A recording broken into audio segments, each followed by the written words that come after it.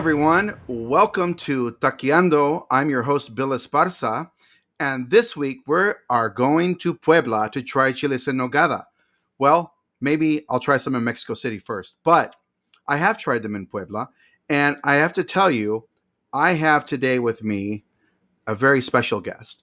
Chef Liz Galicia was at Mural de los Poblanos, which is an iconic restaurant in Puebla, as she was executive chef for 11 years. That's where I first heard about her. And for those of you that were lucky enough to go to the the big mole festival here in Los Angeles, one year they even brought in Liz. You know, it's this festival where they started out as this battle between Oaxaca and Puebla. There were moles from other parts of Mexico also. And Liz came one year and she made mole de caderas, which is a really amazing mole from Puebla. In 2021, she opened her own restaurant, Salón Mezcalli, focusing on the Pueblan kitchen, traditional dishes from Puebla. And she also opened a cantina called Miel de Agave. Miel de Agave has 120 labels of mezcal, including up to 25 that are from Puebla. Some of my favorite mezcales come from Puebla. But more importantly, Chef Liz is known as La Reina de los Chiles en Nogada. And today we are talking about chiles en Nogada season that goes from July till September. Now, there are cheaters out there that are going to do it through October. It's a traditional chile relleno from Puebla that has spread like a wildfire all over Mexico now. It's done from the Yucatan all the way to Tijuana, but no one does it like Puebla. But before we get into our conversation, Taqueando is all about the antojitos, the cravings. This week, I'm in Mexico City, Ciudad de Mexico, for chiles en Nogada season. My first stop is at Cascabel by Chef Lula Martin del Campo. So I got to visit Chef Lula, who's a great friend, and also a friend of the podcast. Lula, we're going to have you on at some point. I've known her for years, and I've seen her at so many events, but I actually got to try her restaurant. It's a trek, you know. It's it's way out there, the southern part of the city. Cascabel restaurant, and I tried, among many other delicious things, her chiles en Nogada. Now, chiles en Nogada is a dish that's very famous in all throughout the world, but obviously in Mexico, and the season has just grown and grown and grown. It's from Puebla. It's a traditional dish that's just, you know, they've marketed all over Mexico to support the farmers that produce the ingredients. And what is it? It's a chile relleno. And that chile relleno is filled with a picadillo, usually either pork, beef, or a mixture of the two, with seasonal fruits. And it's kind of a balance of savory and sweet ingredients in there. And it's stuffed inside a chile poblano. It's covered traditionally in an egg batter in Puebla, but outside of Puebla, they don't need to do that. They'll give you just the naked roasted chile poblano. And then it's covered in a walnut sauce, a white walnut sauce that's also seasonal. And it's got a little bit of goat cheese in there and pomegranate seeds. And finally, a finish of parsley leaves. It's got the beautiful colors of Mexico, red, white, and green. It's become really a symbol of independence. It's a haute Mexican cuisine classic. So chefs like to dig into this dish and put their own touch on it. Outside of Puebla, you got to be traditional, right? So I had a wonderful chiles en Nogada at Cascabel. Chef Lula took pity on me and did a half version. So I had a half of a chiles en Nogada at her restaurant. And really delicious, a classic flavor. Even though she doesn't use the egg batter, because it's not really popular in Mexico City. And, you know, we're going to be talking about that today, about the tradition versus non-traditional. We're going to talk to a couple of chefs and hear how they feel about it. Now, the second place I went to is Carmela y Sal from my longtime friend, Chef Gabriela Ruiz. She's a big Food Network personality, not on the Food Network, but food television in Mexico. And she's also got her restaurant, Carmela y Sal. She's also got a place in the airport in Terminal 2, I think. And she's got a restaurant back home where she's from in Tabasco. And Chef Gavi gave me an incredible tour years ago of Tabasco before she moved to Mexico City. And so I'll always remember that trip. But her chiles en nogada is exceptionally beautiful, and I've been watching it evolve over the years. Now, she does something that I've heard another chef friend talk about, Chef Guillermo Gonzalez of Panjea in Monterrey, and he says he doesn't like the picadillo to be loose. He likes to make it more of a guisado, a stew. So he stews his, and Chef Gavi does the same thing. She does not use the capeado, the egg batter, okay, but she does something that's very personal to her. She adds strawberries along with the pomegranate seeds and rose petals. The rose petals are scattered all over the dish, and then you have those strawberries. Now, I thought right away that okay, this is going to be like a super sweet thing, but they're not sweet strawberries. They're dehydrated and they're very, very lightly sweet. So the dish actually is a very savory version, despite all these frills. And oh my gosh, as I bit into, the chile and got that guisado in there and mixed it with the sauce, I was really blown away on the savory side of that dish. Now, the dish is originally a dessert, and it was done in homes in Puebla, and in families had their recipes that went on from generation to generation, and it's evolved. And outside of Puebla, people take a lot of liberties, and this is one of those versions that I really recommend. Very important with your chiles en nogada is the wine pairing, and they have the sommelier's choice and Chef Gavi's choice. Of course, Chef Gavi's is a little more expensive, so I ordered that pairing, the Casa Zamora, which is a red wine blend from Valle de Guadalupe. Amazing pairing.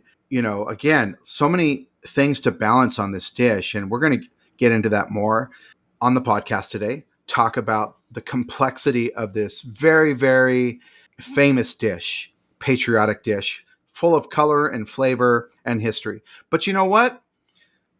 I don't like these origin stories, my friends. I do not enjoy them. This dish was invented by this person. It's always some bullshit story, made up sometimes, contested by different cities.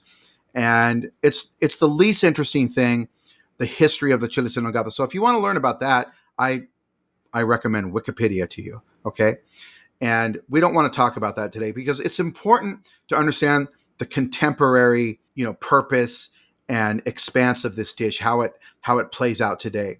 And so today on the podcast, I have La Reina de los Chiles en Nogada, Chef Liz Galicia of Salón Mezcalli in Puebla, okay, where the homeland is, the birthplace of chiles en nogada, to talk about the real deal, the authentic version. And yes, I use the word authentic. And if you don't like that, grow up. It's a word we use in Mexico. People from indigenous people and chefs and people from those regions will use this word to describe the foods that they produce. Of course, authentic is always evolving, but not when it comes to chiles en nogada. That tradition does not change in Puebla. Before we get into our conversation, a quick reminder that Taqueando is part of the Acquired Taste family. Be sure to listen to our sister podcast, the LA Food Podcast. That'll be out on Friday. And now, vamos a taquear. Chef Liz, thank you for being on the show today. Hey Bill, how are you doing today? I'm so happy to join you here in your podcast Taqueando. So nice to see you after maybe I was trying to remember like 3 years ago. I saw you in Los Angeles, remember? I ran into you at an event, or was it? In a food and wine festival in a restaurant. Right. Remember? Right. That's the part I love about my job is that, I eventually run into all the people that I really, all the chefs that I love and cooks that I love and friends. And so I did see you I remember seeing you that 1 year at the Mole Fest. And you did do mole de caderas, right? Yes. Once I cooked mole de caderas in Festival de los Moles, and I was there probably 5 or 4 years.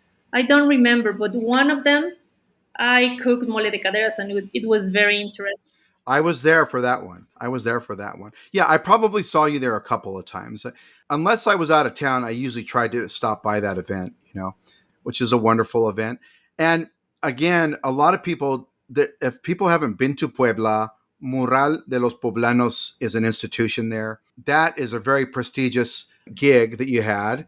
But, then you found the opportunity to open your own restaurant right after coming out of the pandemic. Was that kind of hard? Yes, it was exactly after the pandemic. For sure, opening a new restaurant, it's always hard, especially Sure. of what we were living those days. But we are always excited about cooking as a chef. We are always excited about having our own place. And yeah, that's true. We started in 2021.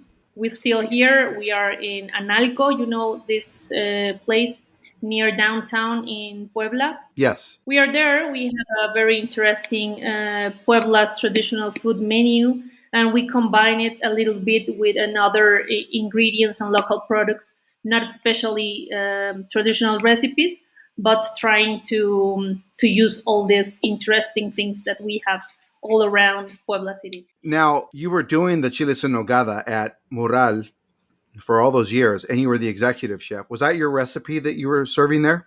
Was it yours?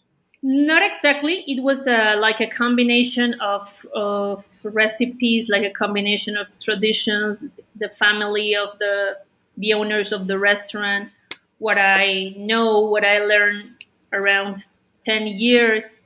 But they were a little things that they were more like familiar, from where I was. Right. Nowadays, I'm still cooking chiles en nogada for sure. Right. I'm sure that is one of the dishes that most represent me. So I cannot be doing another thing than Puebla's cuisine. And in this case, I just developed my own recipe, including what I learned in all those years, including my family traditions, and just trying to improve the techniques that we already know. This is a recipe that you don't have to change that much. You just have to do it like very well. Respect products, respect season, uh, make a great balance between ingredients. So nowadays I do my own. Yeah. And so, well, that's exciting. Yeah, what a lot of people don't understand about traditional cooking, and I always get into these discussions with people, arguments sometimes, is that, well, tradition means that it's all the same, and it does not mean that at all. Every traditional family does their recipe differently, even though they use some of the things that you have to do. So I want to talk about, just before we get going here, is what is the recipe for chiles en nogada? What are the things it has to have? Now, we know in Puebla, it's battered, it's capeado, and that's the one thing every chiles en nogada in Puebla has to have. You cannot show your face in public if you do it without the capeado. So let's just break it down simply. What has to be in chiles en nogada poblana? Okay, great. For people who don't know about chiles en nogada, let's talk a little bit of the ingredients. For sure, we have to start with chiles poblanos. Of course, the main component, and they are usually roasted and peeled, and then we fill them with the picadillo. The picadillo, I think, it's where you can find the family season.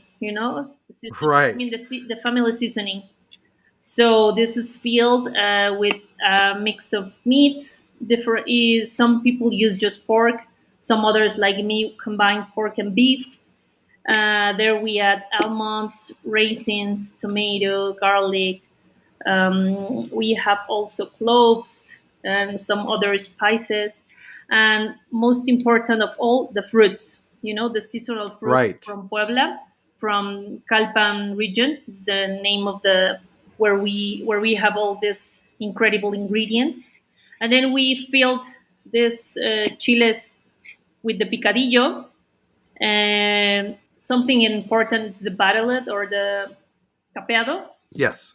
As you said, if you are a real poblano, you can never imagine to not just to cook without capeado also to eat it without a capeado.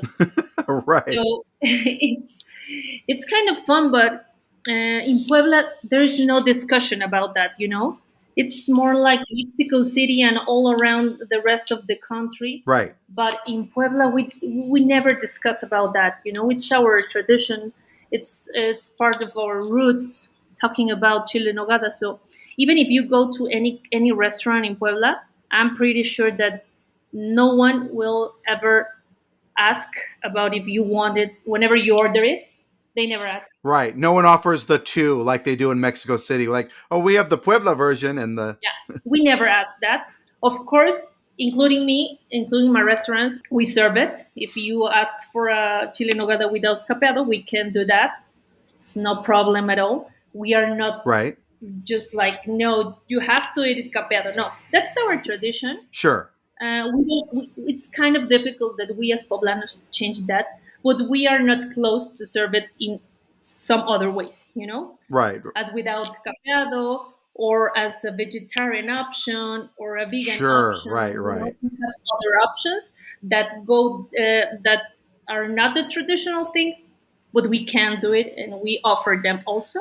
Okay. So now they know at Salón Mezcalli, they can get it sin capeado. Correct. They can, but as I told you, the waiter is not going to ask you with or without capeado. Right. You have to be prepared to make your choice. That's true. Okay, so you have the batter. We have the batter, and then la joya de la corona, as we said in Spanish, Yeah. the sauce. The crown jewel. Yeah, the crown jewel for sure is the walnut sauce. This is another seasonal ingredient that comes from the same region that maybe we will talk about that later.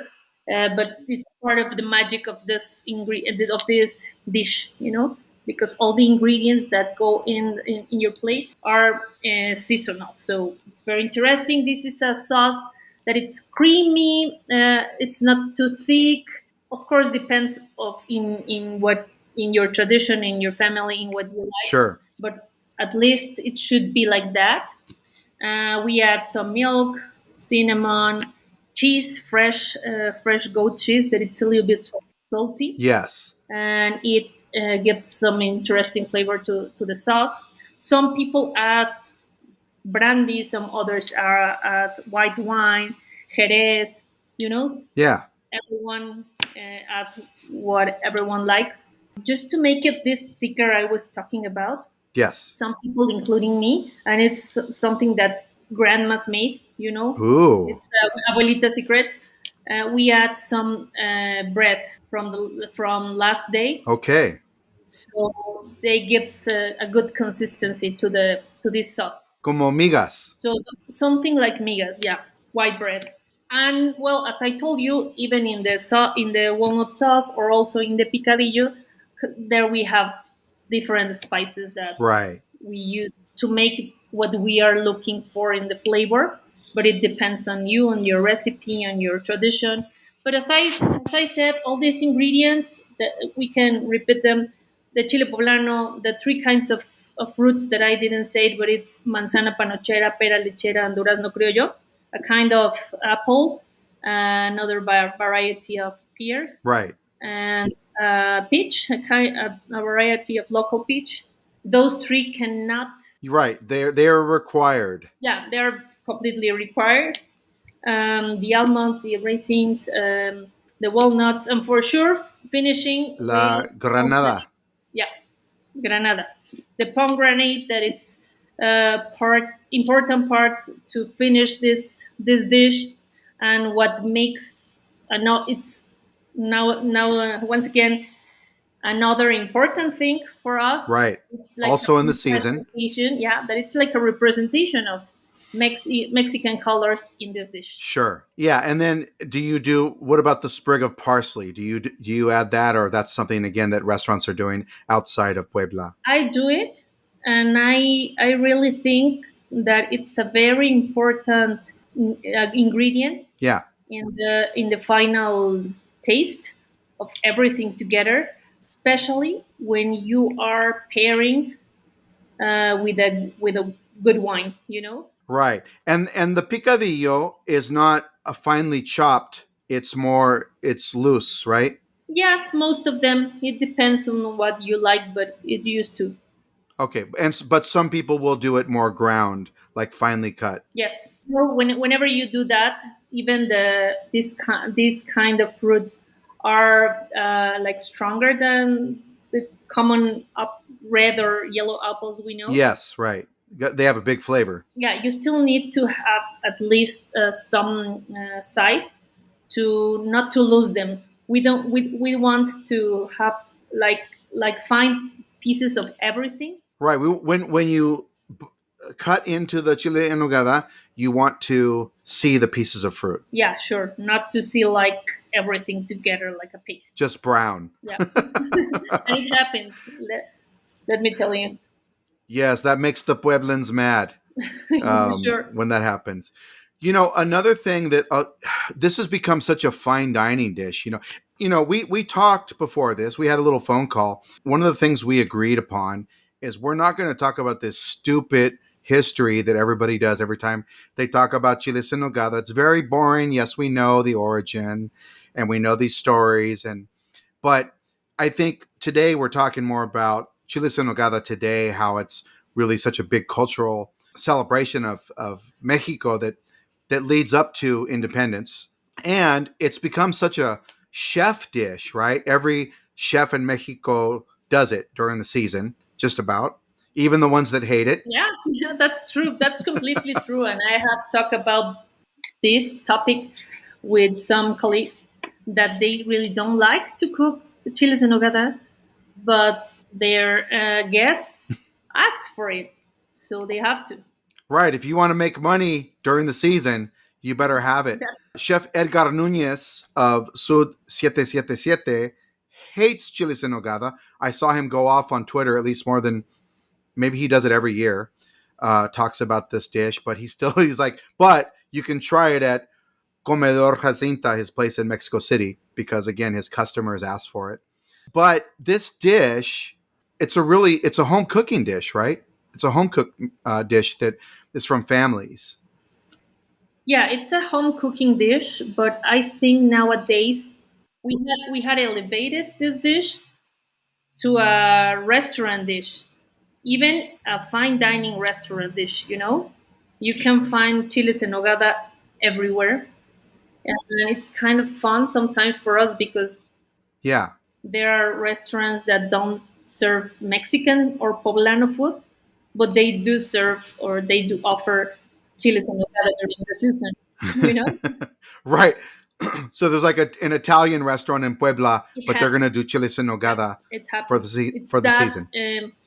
Es como la emoción, es como la pasión de los chiles en Puebla que cualquiera puede vender y los va a vender.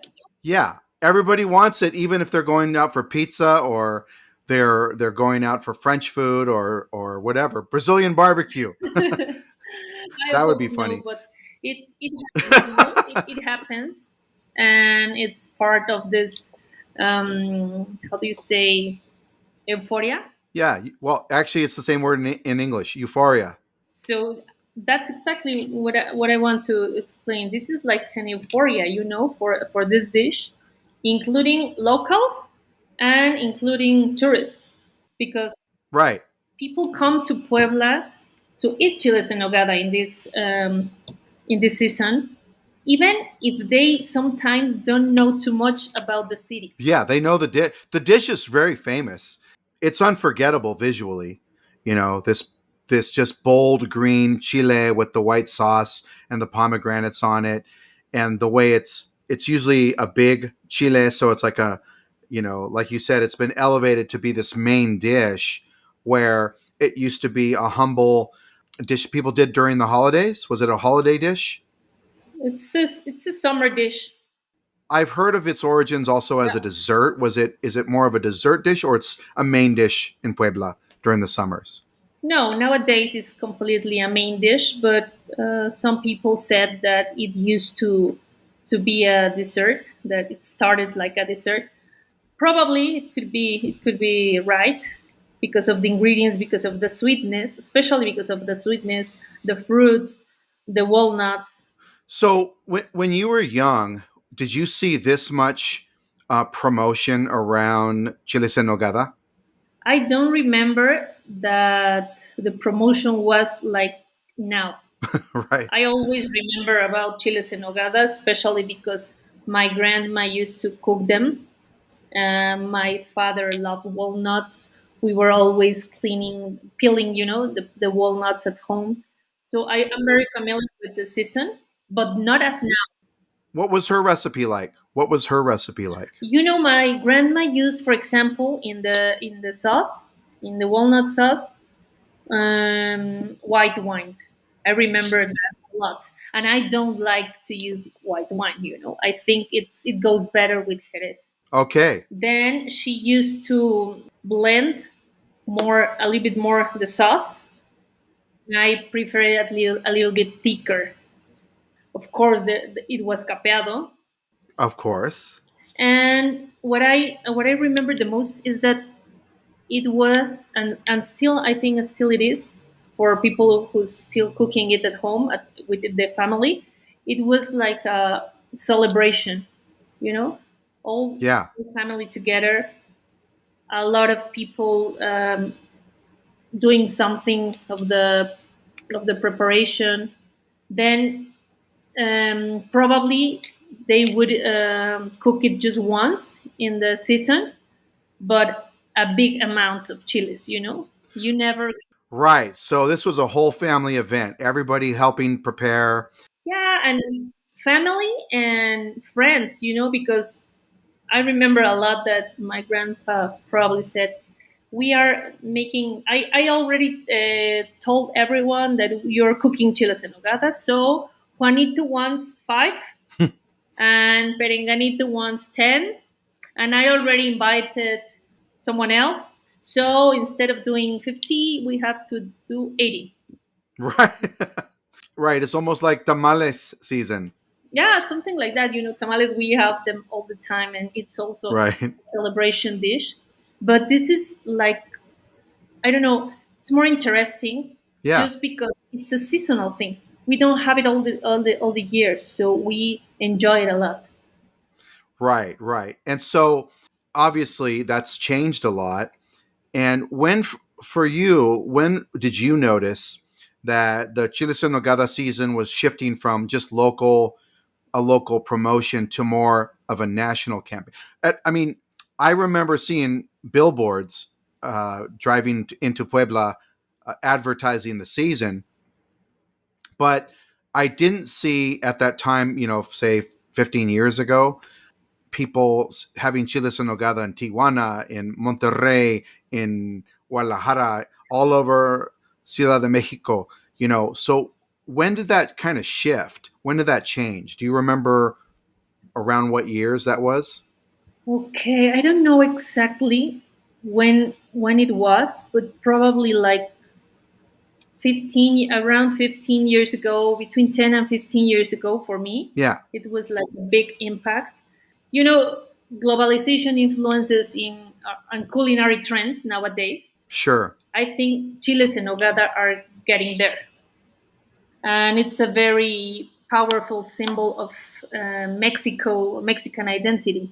So I think we all, even if we don't want, if there's someone who doesn't like to cook them, I think we are aware of that, and we are putting our effort to make this identity, culinary identity, in a special place all over the world. And whenever people come to Mexico, to Puebla, to try chiles en nogada, because all you said, it looks very nice. It's like very impressive. It's the colors of Mexico. It's a seasonal dish. Because all these things, people come, but people, it's not coming to Puebla or to Mexico just to try chile en nogada. Right. People come to Puebla, tourism comes, and then they can discover that we are not just these traditional dishes. We are nowadays we are in the best places of the best restaurants around the world. So I think it's a good way to discover Mexico, to discover our culinary identity, but also it's good to catch people to come to our country or to our cities and discover that we are more than mole and chiles and nogada, you know? Yes, I mean, I think people in the food world understand that Puebla is a very important place when it comes to cuisine. Of the southern Mexican states, Puebla, along with Oaxaca, is they're equals in so many ways in their traditions, but they're also so very different. I mean, they share the moles and some other things, but there is a lot more. I think Puebla globally does have a lot of famous dishes. So let's talk a little bit about that right now is, what are some of the other things that people are missing? Now, how many regions does Puebla have for how many culinary regions does it have? It's not exactly culinary regions, but Puebla is a very big state. Yes. We are if I'm not wrong, we maybe are the fourth most important around the country. Right. So it's not broken into distinct regions like Oaxaca and its 8 regions. It's more of towns and areas. We have regions and towns, but probably we don't have it like very well defined. Yeah. But we have the kitchen and the recipes from the center of the country, from Puebla City. Then we have Mixteca side, Right. with that we share with Oaxaca and Guerrero, and there's a lot of interesting recipes and traditions. There is also Sierra Norte in the north side of the states, and there is a lot of different other ingredients and traditions. So we do have some regions, probably not like we know in Oaxaca, that's like very, very well known. Right. But we have a lot of them, and we have a lot of traditions and a lot of recipes. And there's for sure talking about the most well known in Puebla City, Chiles and Nogada in the season. Then we have mole poblano, that probably it's one of your most famous dishes. famous dishes, not just in Puebla, maybe all around Mexico. Mole poblano is one of the most important ones. Then we have semitas, we have antojitos, tacos árabes, so pipianes. We have also different kinds of moles in Puebla. Not exactly the 7 moles from Oaxaca that they are very, Right. very good, delicious, and popular. We have some others. We made adobos with the mole poblano. We made mole blanco. We made mole rosa. We made pipián rojo, pipián verde, manchamanteles. So we do have a lot of moles too. But going back a little bit to the first question, I think people come to Puebla to discover all this, but to discover also that all these flavors are not fighting with innovation and not fighting with fine dining, but because we also have great fine dining restaurants in Puebla. Yeah. I think you've been here and you have been in some of them. So I think we go together, even if we do traditional food or if we do fine dining, we still have a lot of things in common. No, it's a well-rounded experience. Puebla for me has so many. I mean, I think the one thing that separates all the states and does make them so different are the antojitos, and the antojitos are completely different. You know, even the dishes that have the same name in Puebla are very different locally than you're going to find them in other parts of Mexico, even in the next state. And you guys have incredible antojitos, sandwiches, different types of, masa dishes. You have chalupas, pelonas, the semitas, and oh, I love your menudo, which you guys call Yeah, mole de panza, I love menudo too. which is wonderful. I make a combination. Now you're talking about it. Yeah, I used to make a combination between mole de panza, this menudo thing, with the corn from the pozole.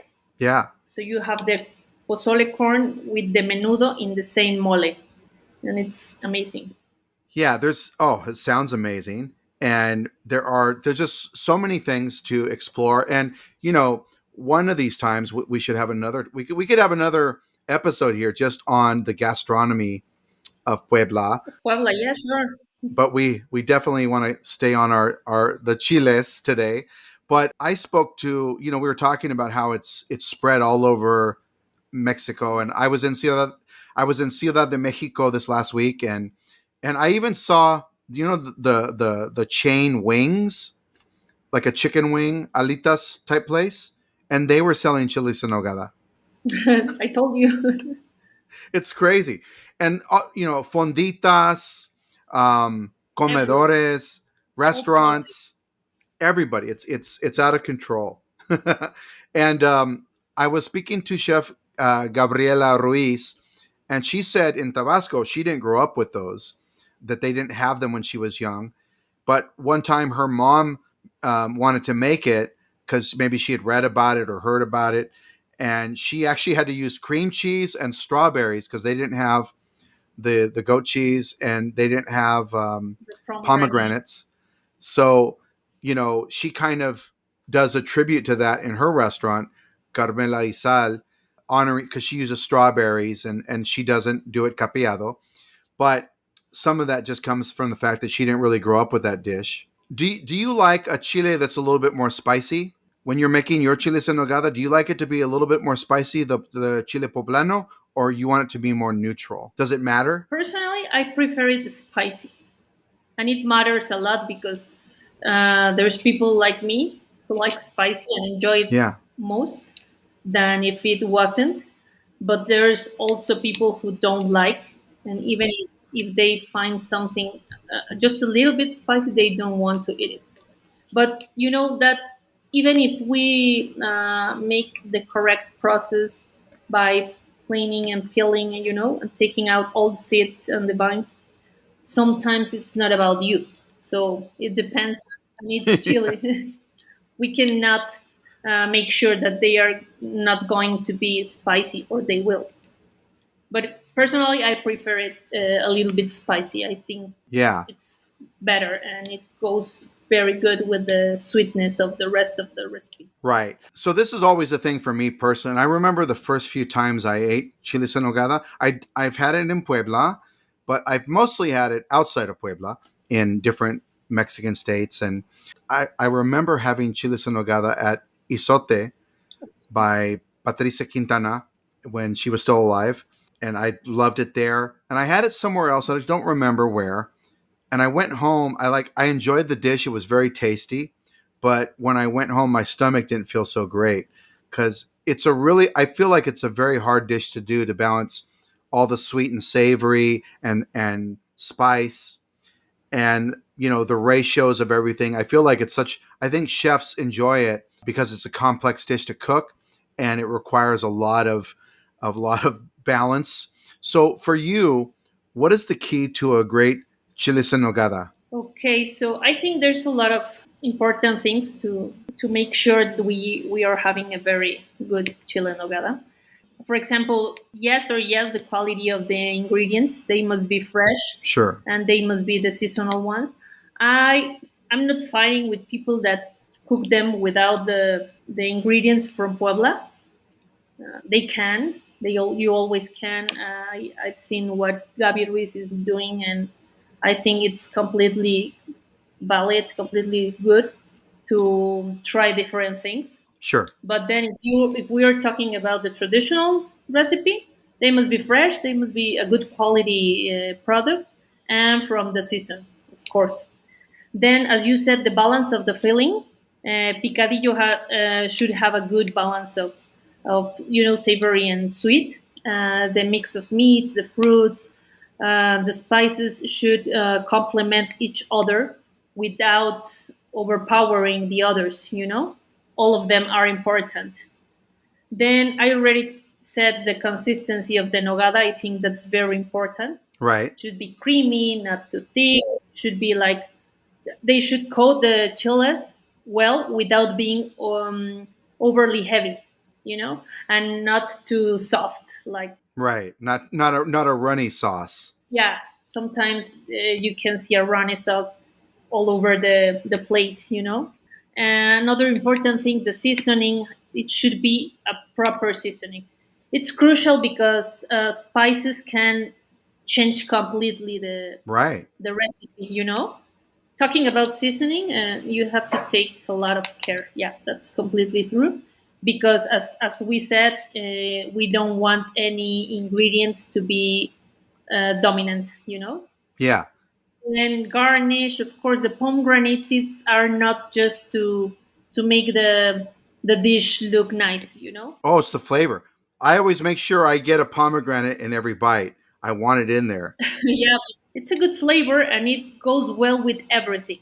So we need to put enough pomegranate. Sometimes I can see some chiles in Nogada with like a very small amount of pomegranate, and I always, Okay, so that's a bad sign, right?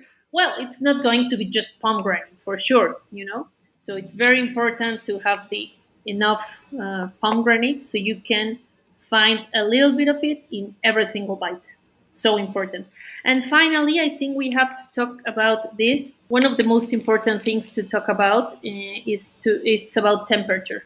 You know, in Puebla, we are used to serve this dish in a room temperature, not hot, not cold. So you have to be like very careful with that.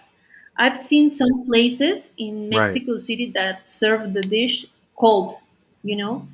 And I also have Oh, seen right. people, including in my restaurant, guests, who ask us to heat, you know, the a little bit more the dish. So Right. it depends on what you like, but we as poblanos say that the best way to enjoy the dish it's in room temperature for sure. But you have to be careful about that, you know, because temperatures in cuisine they can. To make sure that you want to make sure the dish is cooked enough to where it's not going to have any, somebody's not going to get No, you know, the dish is it's cooked enough because you already cooked the. right. You've already cooked the picadillo. But in the kitchen, if you are like going up and down with the temperatures, you have to make sure that not to leave the product for a long time in a certain temperature because it start getting bacteria, you know. Right, right. So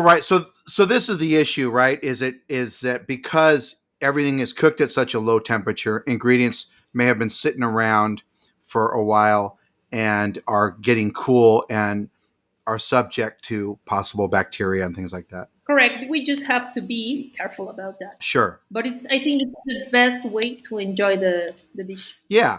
I maybe your restaurant should be the first restaurant ever to refuse to warm a dish. Like a lot of restaurants do no changes, no cambios en la receta, things like that. They don't want to substitute. No changes on the temperature. That's it. No changes in the temperature. I should do that. You know, whenever you overheat the chile nogada when it's already capeado and it's ready to serve, and then you add the nogada that it's a fresh sauce. Right. It's a delicate sauce too. It's very delicate. So if it's too hot and then you add cold because it's cold, fresh cold sauce, Yeah. the temperatures go like very bad altogether, and then you cannot have even a nice presentation. You know? Right. This is not queso fundido. This No, is not at chiles en all. nogada. Not No at all. manches. That's right. But you know, at the end, I used to think that we as chefs or as restaurant can say what yes and what not. Right. So if you want that, I'm not doing that. I used to think like that, but nowadays I prefer that my guests can enjoy, Sure. and if they enjoy it like that, I do it. If it's on my hands, and if I can do it, I try to make my best so people can enjoy food Yeah. as they prefer. It's not what I'm trying to promote for sure. It's not part of the tradition or what I do. But if you're enjoying like that, if Sure. you ask me for a nogada without walnuts, because I've heard about that, you know, Oh, that's right. The people with nut allergies. I have a guest that is allergic to the walnuts, and she asked me for almond nogada. So I use almonds instead of walnuts, and then she can enjoy the dish. So Oh my gosh. Do you get lots of nut allergy people? a little bit, yeah. I think it's one of the most common allergies. Right. I didn't even honestly, it's funny. I've never thought about that ever. I mean, when you were saying the vegetarian version and you have a vegetarian filling and you don't use the egg batter if you're doing vegan, but I haven't even thought about the walnut allergy thing that's so prevalent, you know? Yeah, sure. You can find everything in restaurants. We also have lactose intolerant people. So I've I have made nogada without milk, without cheese. So I use almond milk. I don't use cheese. It's like very particular. Oh my gosh. It's not that I have this kind of nogada all the time in the restaurant, for sure not. I don't have a small amount of nogada for them, but I can do it if I have the time in the moment. Que pena. You have every person with all their restrictions coming in for this dish. That's crazy. And you're ready for it. I try. That's crazy. Well, so I like that you would serve it to people with no capeado. I think that's a nice thing because I think there are so many Mexicans, even more than Americans, that they're used to the dish that way. But I think you really should put that down. We're not changing the temperature. Something to think about. I think it's that one is the most uncomfortable thing for me to do. You know? Right. Because you just know that's ruining that wonderful sauce. Yeah, sure. Obviously, the government of Puebla, the Pueblan economy really depends on this season. The farmers, right, and they're producing. The farmers there produce all these ingredients: nuez de Castilla, las frutas, the fruit, the chiles, pomegranates. All those things are produced in Puebla, right? Yes, all of them are produced in Puebla, and that's a very nice and magic thing about this seasonal dish. And for sure, it's a very important economic activity in these months for Puebla, from this side of Puebla, that these communities are in the volcano side. Yes. So they have another products during their year, but these 3 months are very important for them, and that's why me and other colleagues try to promote them, to promote their products, Right. because as I told you, you can make chiles en nogada with other products, but it's not going to be like the traditional ones, and you're not helping to these people that a very good quality ingredients Right. what they produce.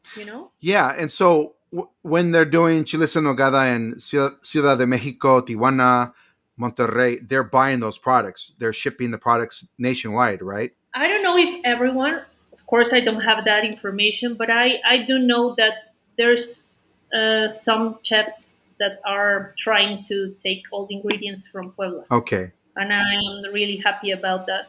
I'm always trying to promote that. Whenever I have a chef that is a friend of mine and he's coming to Puebla, I try to take them to this place Right. to join me gathering the ingredients, to know people who's working on the ingredients, and to involve them in all the this chile nogada season for Puebla. The importance of the Right. ingredients, the importance of the producers, the importance of the region. So Mexico City is very close to you. They're certainly getting the products. They must be, since they're so close. Yes, most of them are doing it. Also, other chefs around from Tlaxcala. I've been talking to, for example, Paco Molina. In Pachuca, in Hidalgo, Aquiles Chavez has been working with these producers for maybe 6 or 8 years. 1 month ago, I was here with Enid from Círculo Mexicano in Mexico City. Yeah. So each year, there's more chefs joining the activity and the support for the producers. Right. And for trying to cook this dish. I don't know if with the traditional recipe, because it depends on each one. Right. But at least with the ingredients. With the right, at least they're using the fruit, they're using the chiles, they're using the walnuts to make the sauce. They're using the pomegranates from Puebla, which is obviously a great boost. Correct. And now what I'm hearing from you is it's one way you're also connecting with chefs all over Mexico, because you guys become very important that time of year. Yes, now it's our. I think it's kind of our responsibility as poblano chefs to promote this, because it's our region, it's our ingredients, part of our tradition, and we have to promote it. We have to share it. Yeah, I mean, ultimately, as you said, it brings people to Mexico, because even if they can't get to Puebla, they can cross the border and have it in Tijuana, or they can have it in Monterrey, or they can have it in Colima. I mean, it's just nowadays it's everywhere, and even Tabasco, which was one of the most outlier, el estado más extraño en la gastronomía mexicana. Even in Tabasco, They are cooked. they're having it now, right? Yes, and as I told you, there's a lot of people, especially in Puebla, that say that if you're not cooking chiles en nogada just like that, with the tradition and recipe and with the ingredients, and I just said that you should use the ingredients. But in case you can't, for example, what can you do in Tijuana? It's very difficult to get all the Yeah. ingredients from Puebla to Tijuana, and I understand it completely. The same maybe in the south side of the country. So it's like a representation, it's like it's the way from them to share a little bit of Mexican culinary tradition, even if they are not close from us, and even that they are not cooking the traditional thing, they are trying to preserve this identity that we have in Mexico. And I think that's a good thing. I would love that everyone can cook with the ingredients from Puebla. I'm pretty sure that it's not going. We don't have enough product. Right. Everyone all over the country can use them. If we can talk a little bit about numbers, I don't have a exact how many chiles en nogada we cook, but Well, how many of them are you going to serve throughout a season at Salón Mezcalli? I'm trying to make about 7,000. 7,000. But Yeah. I cook them in Salón. I serve them in Salón Mezcalli. I serve them too in Miel de Agave, Yeah. in the Mezcaleria. I go to Mexico City, eat once or twice a month to como entregar paquetes de chiles en nogada. O sea, vendo en línea y los entrego. In línea. Delivery. Yeah, you do. So where do you do that? What kitchen do you use in Mexico City to do that? I go to Mexico City just to delivery. I already pack them. Okay. And I don't use a kitchen. I just give you your. Oh, okay. They're already packed, and you sell them online. Yeah. That's amazing. So, and then I have another one here in Puebla. I'm collaborating with another restaurant. It's La Única. Okay. They serve Mexican food, and in this season we collaborate for the chiles en nogada. They have my recipe. I show them. I teach them everything about how I serve them. Right. And they do it. So I'm talking about these 3 places: Salón Mezcalli, Miel de Agave, La Única, and the ones I deliver to Mexico City. So you're saying over all those, you're doing about 7,000. Yeah, I'm trying to do 7,000. Trying to do 7,000. Okay. Yeah. Wow. Yeah. It's like this, because the big ones probably they make more than 20,000. Like bigger restaurants. Yeah. Oh my gosh. 30,000. I know the big ones, but I'm happy with that. I try to increase this amount each year. Okay. I put a lot of my heart, my time, and everything to make sure that all these 7,000, or even if they are 3,000 or 4, no matter the number, each year I try to put all my effort to make sure that all people that tried my chile en nogada feel like the flavors, feels like the region, the identity, the tradition, and everything in a dish. Yeah, this is one of the positive, you were talking about globalization earlier. This is one of the positive things where the spread of this and the promotion and really the capitalism behind it is actually a good thing. It's sharing Pueblan culture, poblano culture, but it's also really a symbol of Mexico. The dish itself is internationally known as a symbol of Mexican culture and history. Yeah, totally. It's linked to Mexican Independence Day celebrations. It's like a national pride. Yeah, that's the greater significance of this, and it's obviously restaurants do it because they also enjoy the promotion. And I saw signs all over Ciudad de Mexico. Do they sell more chiles en nogada in Mexico City than in Puebla? I don't think so. Wow. The government of Puebla just said this season we will be selling just in Puebla about 3 million chiles en nogada. three I think three million chiles en nogada. I think that's crazy, but That's insane. yeah, but I think we can, because there's That's been increasing every year. yeah, sure, and that's why I just said that I'm not sure that the product can be enough to Right. Yeah, that yeah, we have questions here. so we cannot be like this pure, or I don't know if that's the word.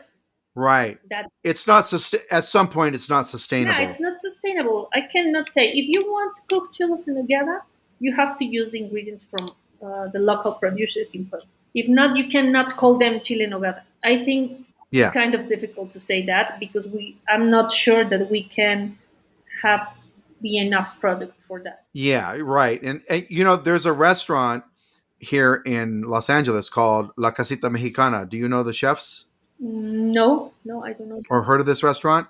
La Casita Mexicana does chiles en nogada year round. Even when they tell me, they always give me the smile like, okay, yeah, I know we're not supposed to, but they do it year round. They're using frozen products that they bring in and so that they can do it and little tricks. But we did, I wrote about them in the New York Times, their recipe that was a mixture of their families from Jalisco. But there you have, somebody that's obviously not able to use the local ingredients all the time But because they're doing it year I'm round. sure they do their best. It's great. It's a great version for sure, and it's nice. It's a nice thing to be February, and I'm going to go have chiles en nogada with some friends who've never tried it before. For example, if we talk about the season, I can say that I don't like someone to cook chiles en nogada in Puebla out of the season. Yeah, Because at the end you're not using the seasonal ingredients in LA right. or in Tijuana or in Denmark. I don't know.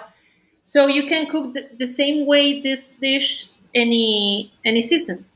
But if you are in Puebla, I think you do have to respect the season for sure. Yeah, the poblanos. Right. It's different when Yeah. you're in the source at the source of the dish where it's a family dish and they take it personal. They don't want it. They don't want to lose the tradition.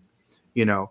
Correct. And in that case, when you are here in Puebla as a cook, as a family, or as any kind of restaurant that sells the chile rogada, I think that then you have to use ingredients. You have to be cooking them in the season. And as people said here in Puebla, we said, si no es poblano, capeado y de temporada, no es chile en nogada.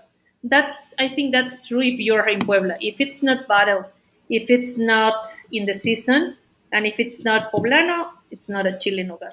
Right. So okay. So now if you look at the entire country, and so many biggest cities, the smallest cities, they're all cooking the dish. In the effort to preserve this tradition, did Puebla lose this battle of capeado versus no capeado?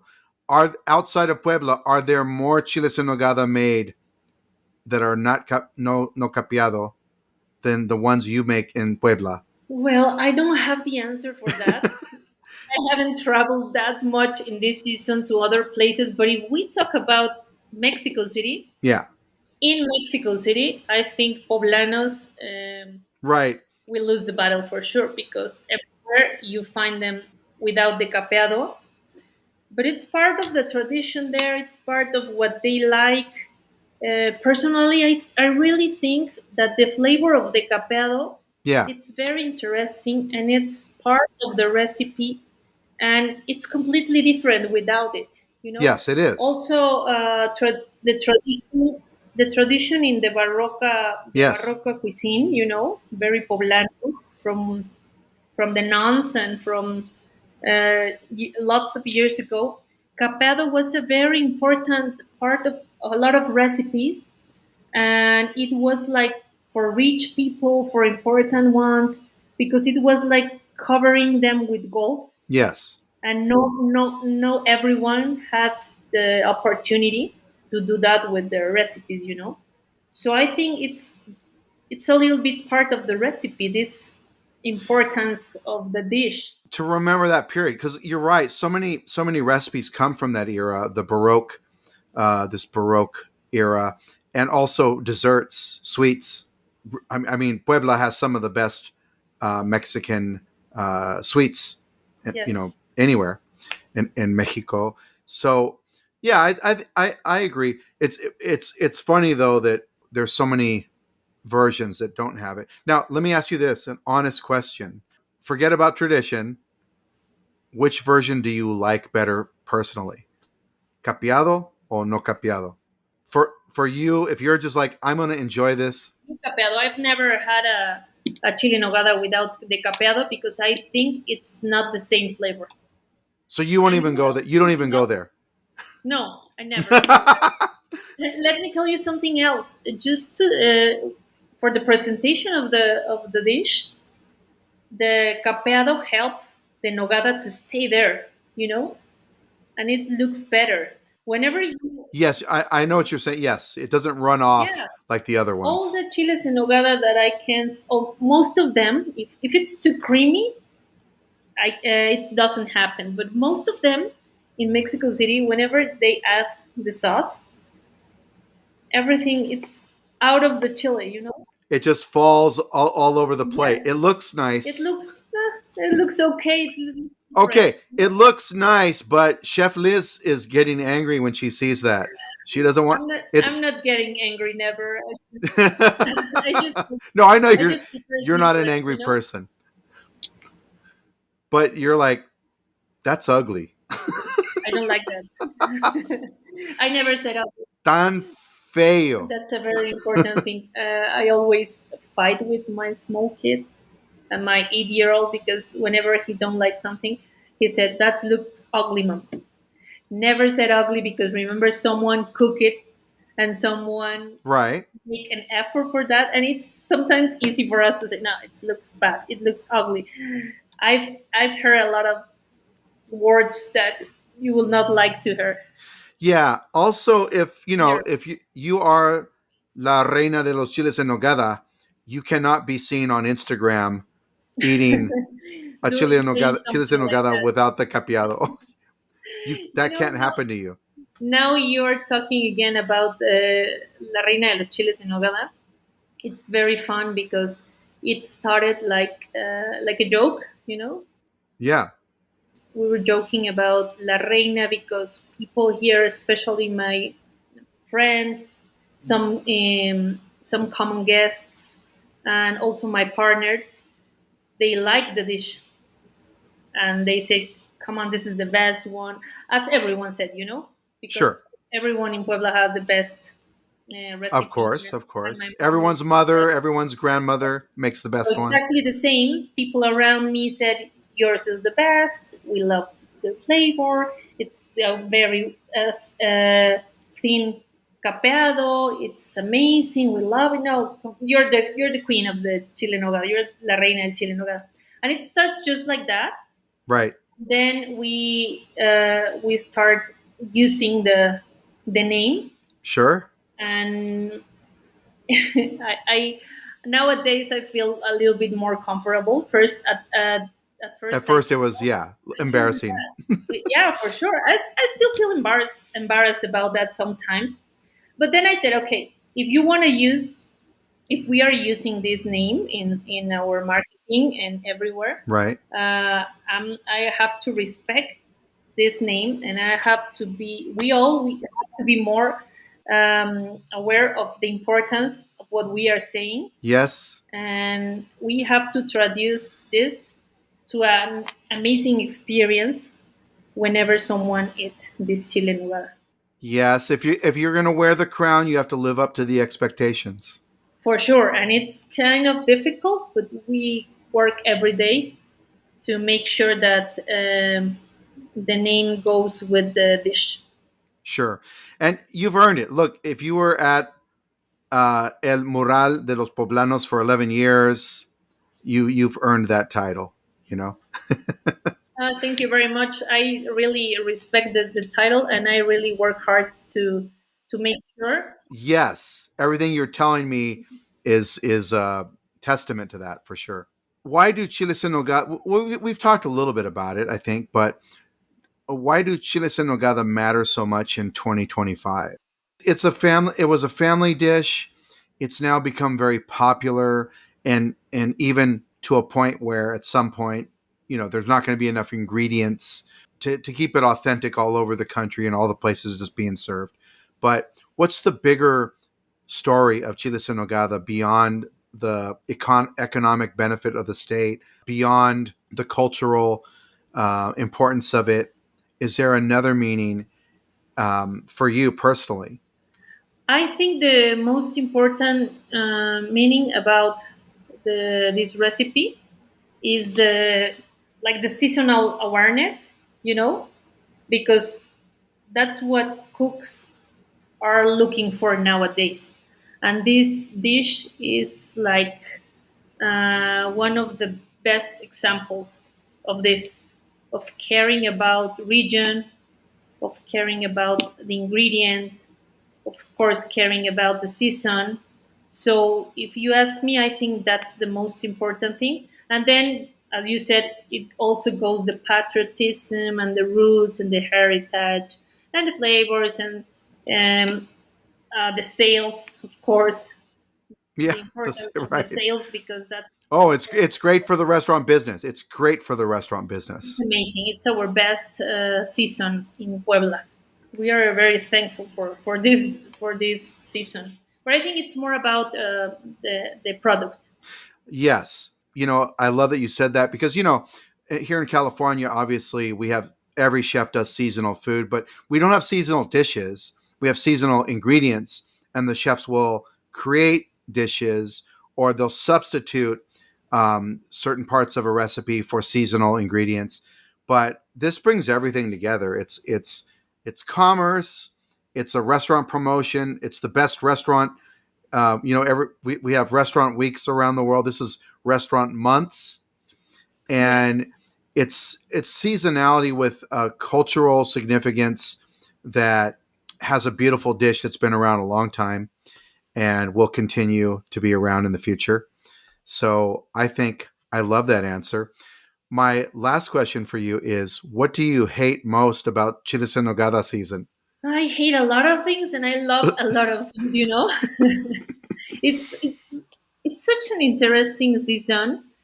And besides, of course, of the sales, I just said, what I'm for sure love is to see the tables at my restaurant fill up. That's nice. It's incredible because we don't see that all the year, and that make us as restaurateurs, as chefs, for sure feel happy, you know. Yeah. And then I like a lot the passion of the dinners because everybody knows about Chile Nogada. Everybody's an expert. I don't know if that's what I hate or I love. I think you hate that everyone's an expert. Everyone thinks that they're an expert in chili. Right. When you see somebody that's not from Puebla, by the way, people might not know you as like I've been following your career for a long time, and you are one of the nicest people. They're listening right now and they're realizing you are one of the nicest people out there and you don't even want to say anything bad. But yeah, Yeah, thank when you. somebody from another city and another state who knows nothing about Puebla is talking about Chiles and Nogada season, that annoys you a little bit, right? It's it's completely different for us. But as I told you, I don't know if it's good, if I love it or I hate it, because it's always the same each year, always the same. People know a lot about that. People claim that they have the best recipe. The debate over the capeado or not capeado. Everybody have their own arguments. It's it's kind of fun, more than, I don't know, if, Okay, you enjoy this broad conversation. yeah, yeah, I enjoy it. I think each year I learn a little bit more. I try to go each year to Calpan. I'm very close to the producers. I try to each year to try a recipe from a different restaurant or a different chef, just to know what's happening. But at the end, it's almost the same recipe everywhere, Yeah, same ingredients. Sometimes you can find something different, but most of them are kind of the same. It depends, as I told you, in the product. It depends in the time, in the heart you put in the dish, yeah, because it's not difficult. It's just like, it's not a difficult recipe. It's more like laborious. It's more than care about the details. But at the end, sure. Yeah, it's a dish you really have to watch. You have to be, as you said earlier, be so careful, and you can't rush through things and you can't take shortcuts. There's a lot of work that goes into the dish. That's one of the beauties of it that people chefs, I'm sure many chefs love the challenge of it. Like they look forward to the season because they're going to get into a dish that they really have to work hard at to get the results they want. So that makes it also special. yeah, and even though the ingredients are almost the same, Sure. what I have tried, it's completely different, one between other. The flavors must be like kind of similar, but some ones are very very sweet. Yes. Some others, you can feel a lot of cinnamon, for example. Right. Too Some are, much. yeah, too much of this, too much of that. That's why we talk about balance. Yeah. That's so important. To me, I always tell people the most important thing for me is the balance for me to enjoy the dish. I do prefer a more savory one. And the one thing I didn't ask, but there's chefs, Guillermo, Chef Guillermo Gonzalez. He does it, of course, at his restaurants in Monterrey, and he doesn't do a picadillo, he does a guisado. And he thinks, and other chefs I've heard say the same thing, that they think it's better as a guisado. When it's a guisado instead of a picadillo, does that also sort of make you a little bothered by these experts on? No, I don't. No, I don't. Whenever you cook something knowing exactly what you are doing, Sure. and if there's a goal you're looking for, Yeah. you know the roots, you know how to use the ingredient. I think at the end, that's good. That's part of the innovation. That's part of your own cuisine. So I don't think it's bad whenever the final result. Okay. See, this is why you are la reina de los chiles en nogada. Is you're also a good queen. You're very nice. Thank you very much. Very much. I think we. There will be no oppression during your reign as the queen. Yeah, and then it's for everyone, and then you can decide. It belongs to whoever wants to have it and whoever wants to prepare it. That's true. And whenever you do, as I told you, I said this all the time because I really believe it. Whenever you do something from the bottom of your heart, especially cooking, that it's a way to give love. Uh, Even though if you use one or other ingredient, if it's a fresh thing, if it's a local thing, if it helps to producers of your community, and and if your guests enjoy it, so you're doing something good. Okay. Well, I want to encourage everyone, there's still a little bit of time left in the season, but to go to Puebla, go for your chiles en nogada, but then explore all the wonderful cuisine and the cultural attractions there in Puebla. It's a wonderful place. I've been many times in my life, but you have to go see Chef Liz at Salón Mezcalli and also at her Mezcaleria Miel de Agave, where she also has chiles en nogada. And it's really you have to start there, right, Chef Liz? Start in Puebla, and then you can explore all the other chiles en nogada. It's a good idea. That's a great idea. We didn't talk about that, but now you say this, it's very important. Let's let's know about the roots of this recipe. So there's no better place to do this than Puebla, and then try some others all over the country. In Puebla at Salón Mezcalli. Yes, Salón Mezcalli or Miel de Agave. Okay. Chef Liz, thank you so much for being on the podcast. Thank you, Bill. It's been a good time talking today. I hope to see you soon. Yeah. In Puebla. In Puebla, for sure. Okay. In stark contrast to the tradition of chiles en nogada, as it has to be in Puebla, as it is in Chef Liz Galicia's kitchen, Chef Gabriela Ruiz at Carmela y Sal takes some liberties with the dish. And this is it's more popular in Mexico City, which is probably the second largest market for this dish during the season, where it's everywhere. It's in, little fondas and food stalls. Even fast food restaurants, chains are selling chiles en nogada during this time of the year. Chef Gabi is going to talk about the origin of her chiles en nogada and how it is outside of Puebla. Okay. So I had your chiles en nogada the other night, and it's one of the best ones I've ever had. Oh, thank you. And you and I were talking about how here in Mexico City, it's you don't have the tradition of Puebla where you have to do the egg batter, the capeado. Sí, el capeado. But there's also some other liberties you take with your chiles en nogada. Sí. Like you have strawberries. But they're dried, dehydrated? It's dehydrated. It needs, because I have my own story about chiles en nogada. I was telling you, with my mother. Right. So this goes back to when my you were childhood. Okay, so talk a little bit about that.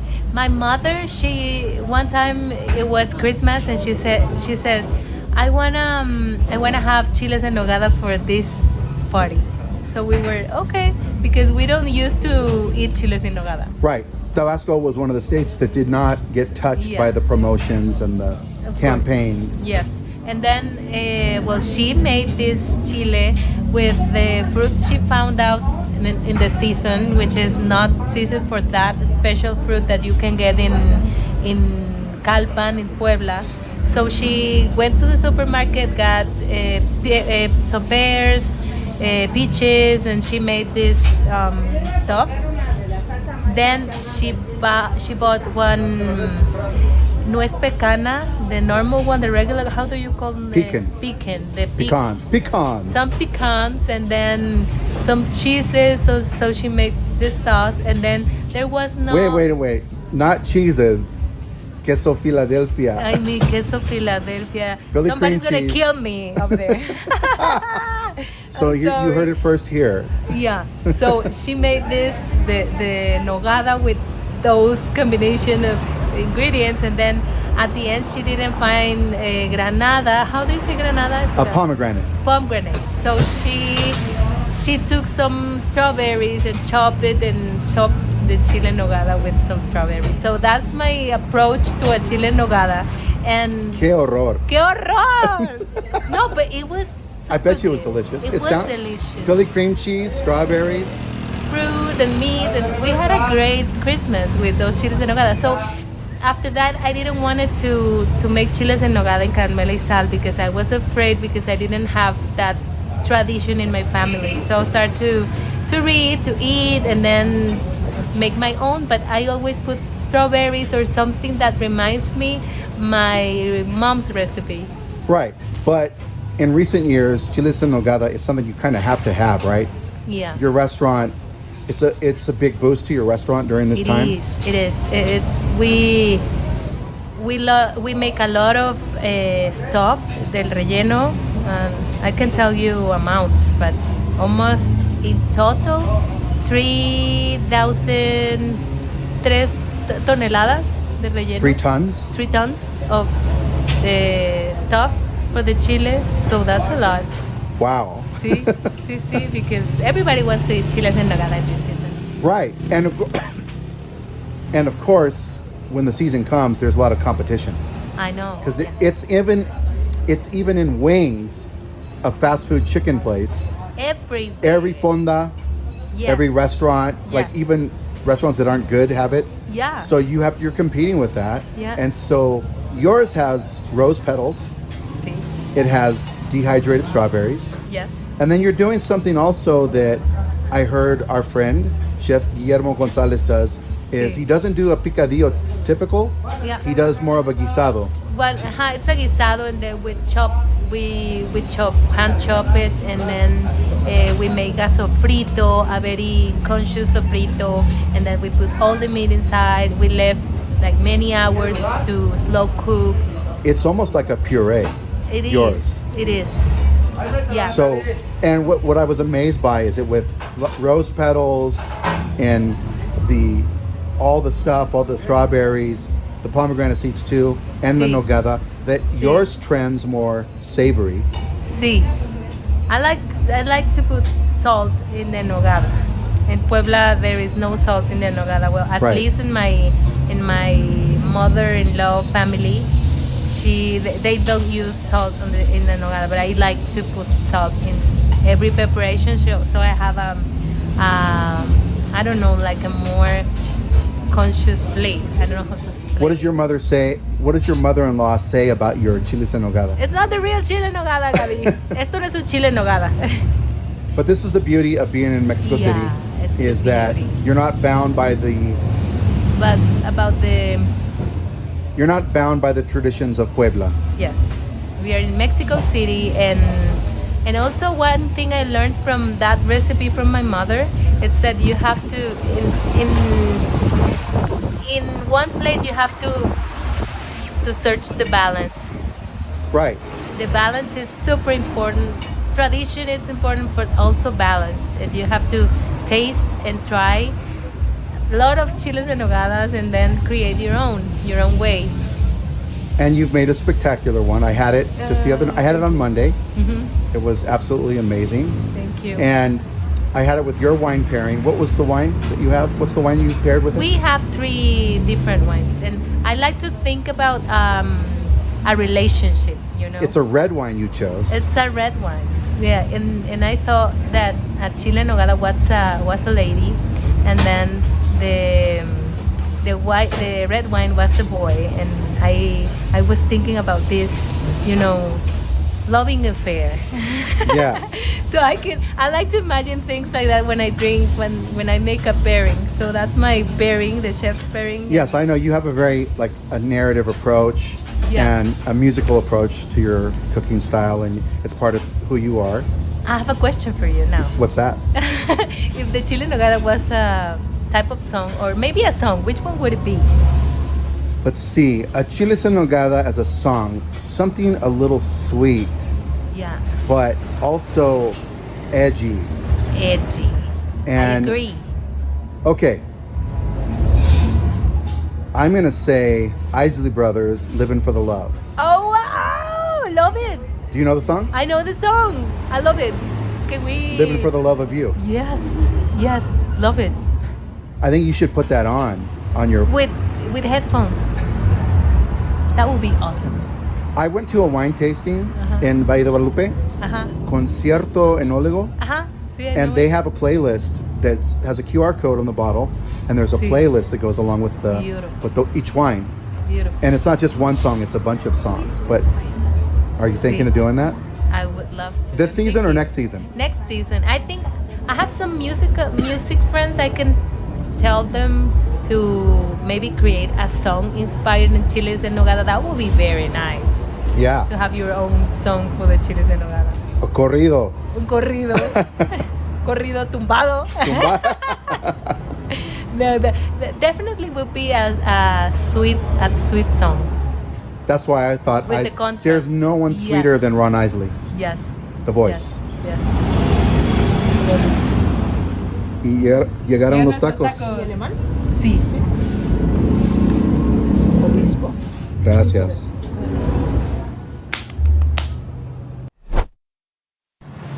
Thank you for tuning in to the Taqueando podcast this week.